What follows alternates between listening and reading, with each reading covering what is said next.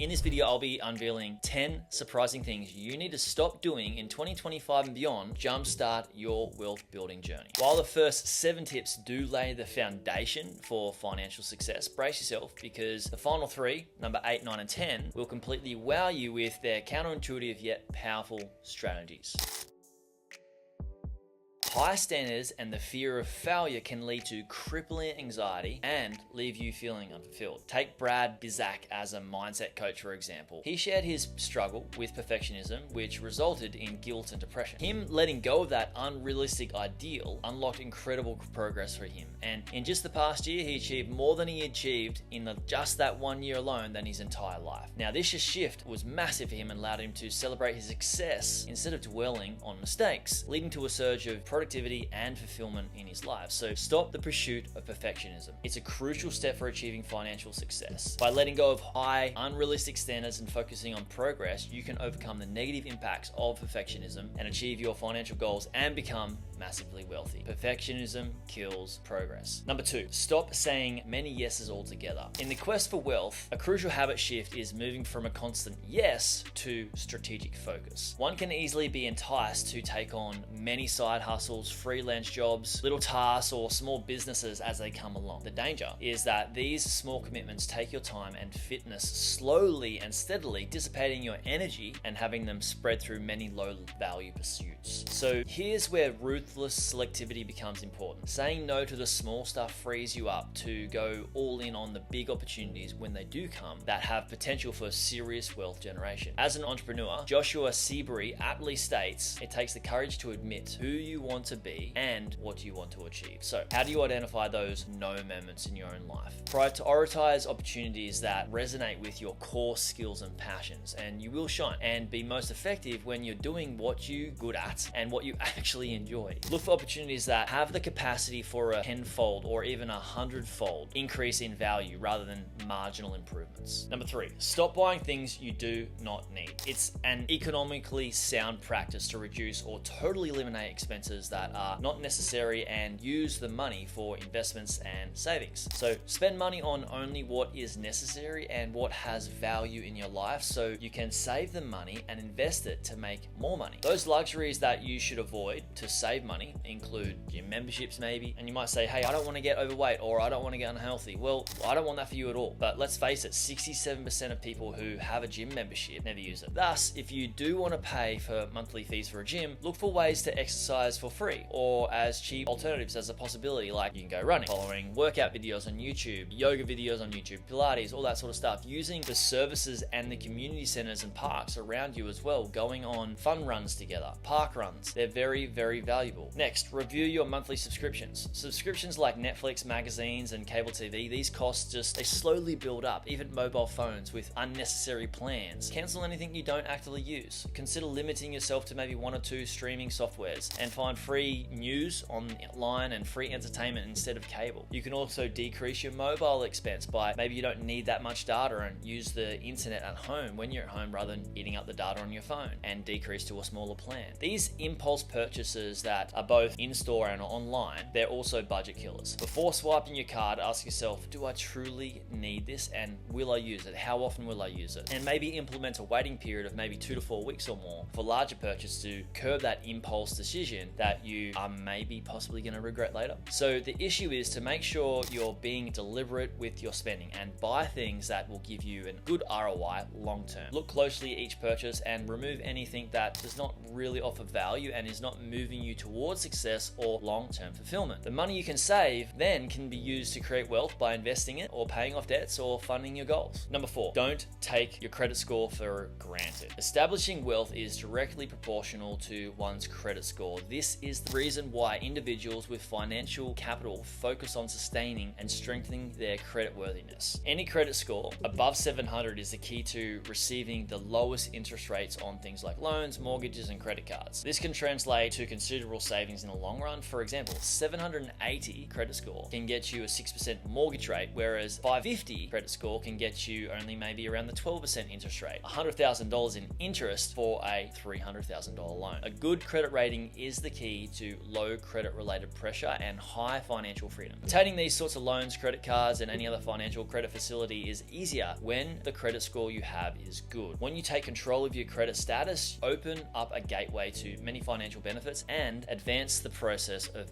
amassing wealth, which is what you're here for. Number 5, stop relying on get-rich-quick schemes. Building real wealth in 2025 and beyond requires kicking the get-rich-quick scheme habit. It's nice and there's lots of flashy ways you can make money very, very fast that people believe and perceive and are sold to you, but this thirst for easy money these days is undeniable. And the reality is that these schemes almost always disappoint, often leading to significant financial losses. There's cryptocurrency scams, pyramid schemes, and they're all in the disguise of full multi-level marketing schemes. And there's several get-rich-quick schemes out there, and they all share a common thread: the illusion of earning big profits with little risk or little work or little amounts of energy and effort involved. In fact, such schemes are meant to help the scammers, and they make victim of those who lose their money by buying into them. They typically use things like time pressure and unachievable expectations and high returns and force people to invest without adequate information. Now, real wealth, on the other hand, is hard earned by dint of sweat and efficient utilization of valuable resources. The main idea should be to earn more and acquire the necessary skills to advance to the next level on your path to success. So spend less, save more, and save the difference for investments. And perseverance and self-control, these are two huge things and are fundamental elements that help one remain constant in the face of the volatility and the scary times. So stay true to and have a true north direction and vision that you need to stick to. It may not be glamorous, but this slow and steady way is the only surefire way investing for real sustainable wealth and creation. Number 6, earning with your mind, not your time. Forget the hourly grind, guys. Building wealth requires a mindset shift from time for money to mind for money. Trading hours for dollars inherently limits your income potential and wealth accumulation. However,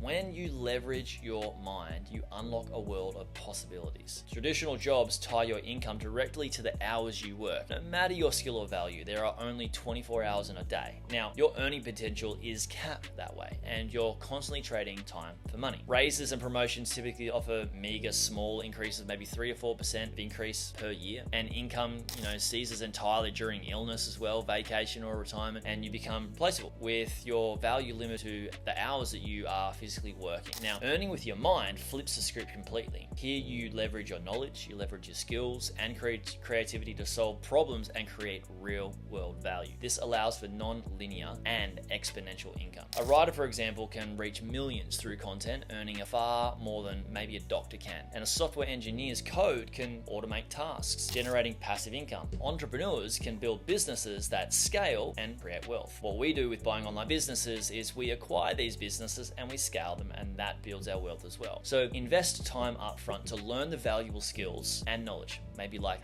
acquiring an online business. Now, the mental capacity is then used to create products, services, and systems that generate income for you. It's the difference between trading hours and using your mind to create leverage. Number 7, ignore retirement savings at your own peril. Do not delay until it's too late. One of the financial bad habits that you must unlearn as you gear up for financial independence is neglecting your retirement plans. Some individuals fail to plan for their future existence.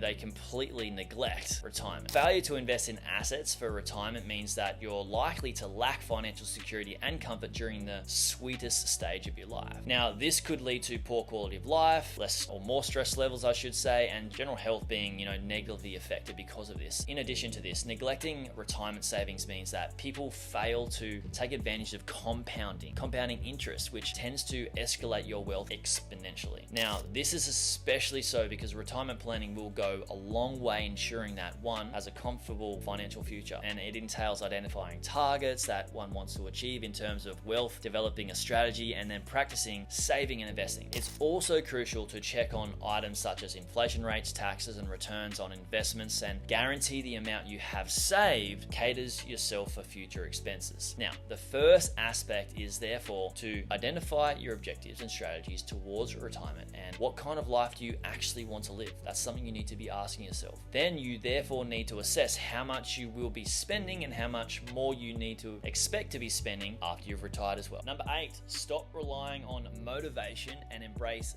discipline. The ability to become financially secure in 2025 and well beyond calls for replacing monetary motivation with perpetual financial commitment. While motivation can make you start doing something and get you excited, discipline will ensure that you take the right steps in order to achieve great things financially. Now, motivation is a friend that is never really dependable. It's easy to let it die out slowly due to setbacks, distractions, and the inability to see results immediately. We all want results yesterday, typically. Now, some start out with a clear financial target in mind and only lose focus as the work continues and the sacrifices that they need to take set in. So this is not to say that motivation should be completely ignored, but the focus on motivation alone is a strategy that is sure of failure if you are using it. It's kind of like if you are needing coffee or needing energy drinks or sugar to get yourself through the day. Eventually, you're going to have to pay your massive debts, which is being unhealthy. Now, I'm not bagging on sugar and coffee, and those things are delicious. There's a time and a place for those, but too much of it is not great. We all know this. So it's very simple to follow a budget, save money, and make proper financial decisions, especially when you're motivated. Now, it becomes very difficult, especially when you're dealt a blow, right? When things start to pop up and challenges set in. That is why so many people fail to stick to the financial plans that they do set out for themselves. So discipline, on the other hand, opens the door for financial freedom and wealth. Saying it's the capacity to maintain the treatment in the face of discouragement. In my opinion, it is the power to choose the